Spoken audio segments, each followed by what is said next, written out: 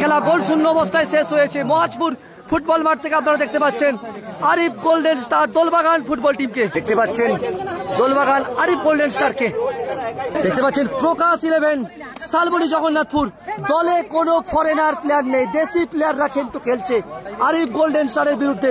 Arif golden স্টারের দলে একাধিক ফরেনার। অবশ্যই অভিজিৎ ঘটক ফেসবুক পেজ থেকে আপনারা দেখতে পাচ্ছেন অনবদ্য ফুটবল, দেশি প্লেয়াররা খেলছেন। প্রকাশ 11 দলে দেখতে পাচ্ছেন অভিজিৎ ঘটক ফেসবুক পেজ থেকে।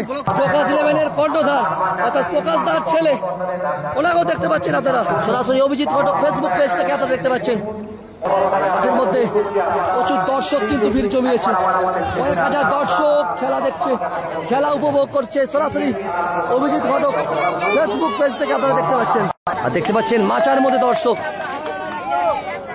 অপরদিকে আরিফ গোল্ডেন স্টার দোলবাগানের দলটি, দলে একাধিক ফরেনার প্লেয়ার আপনারা দেখতে পাচ্ছেন অভিজিৎ ঘটক ফেসবুক পেজ থেকে সরাসরি ভাবে।